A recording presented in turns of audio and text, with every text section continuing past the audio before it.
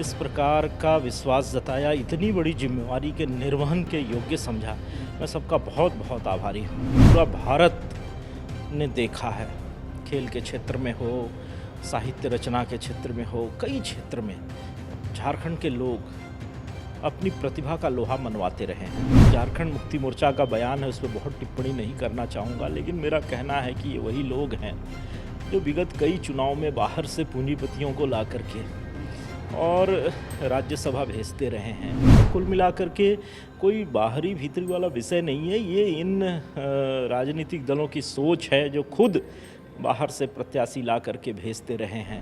हमारे साथ प्रदीप वर्मा हैं और भारतीय जनता पार्टी से वो राज्यसभा के घोषणा हुई है। अब आने वाले समय में चुनाव होंगे, लेकिन हम देखते हैं कि पार्टी ने आप पर काफ़ी भरोसा किया है।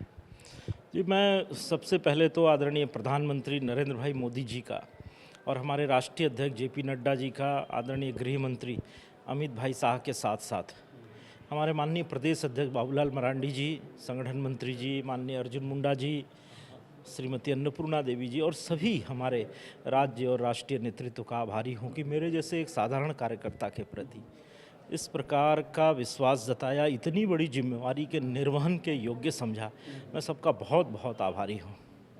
आने वाले समय में जीत तो आपकी तय है, पहली प्राथमिकता क्या होगी? पूरे राज्य को आप समझते हैं। देखिए, झारखंड असीम संभावनाओं वाला प्रदेश है। झारखंड के लोगों की प्रतिभा समय समय पे पूरा भारत ने देखा है।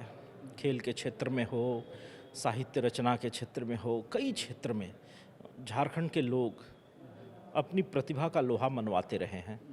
आवश्यकता है उनको अनुकूल वातावरण प्रदान हो, जहां सबके लिए संभावनाएं हो, सबके लिए अवसर हो, सबको आगे बढ़ने का एक माहौल मिले, तो झारखंड की जनता की आवाज़ बन सकूं और झारखंड के लिए ऐसी नीतियां बन सकें, देश के राष्ट्रहित की नीतियां बन सकें जिसमें भूमिका निभा सकूं, तो हम समझते हैं कि मैं अपनी भूमिका का निर्वहन कर पाऊंगा।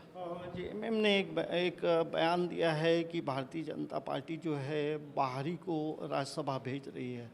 ये सुनकर, ये सवाल सुनकर क्या मन में क्या पीड़ा होती?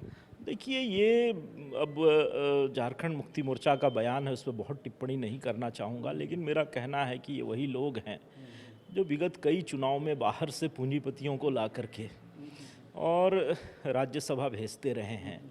किस संबंध पे भेजते रहे हैं, क्यों भेजते रहे हैं, ये वही बता सकते हैं।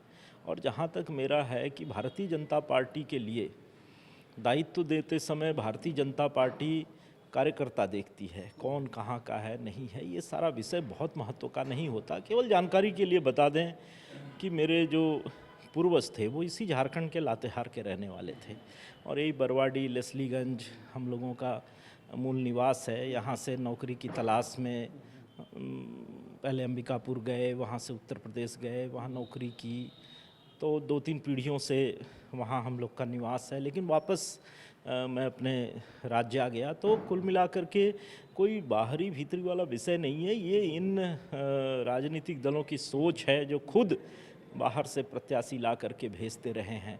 वो इस प्रकार का प्रश्न उठाते हैं, तो इसका जवाब बेटर वही दे सकते हैं।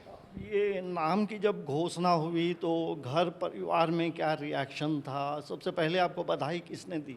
देखिए, पिछले 32 वर्षों से एक कार्यकर्ता के रूप में मैंने समाज सेवा के क्षेत्र में विभिन्न संगठनों का काम किया।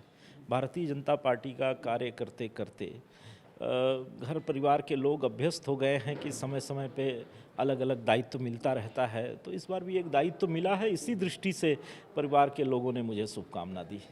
तो ये हमारे साथ प्रदीप वर्मा थे और जाहिर सी बात है, राज्यसभा का जब उम्मीदवार की घोषणा हुई तो घर में भी खुशी है। और सबसे बड़ी बात ये है, जो लगातार इन्होंने 32 वर्षों से पार्टी और संगठन से ये जुड़कर काम करते रहे और आज उनको ये फल मिला है।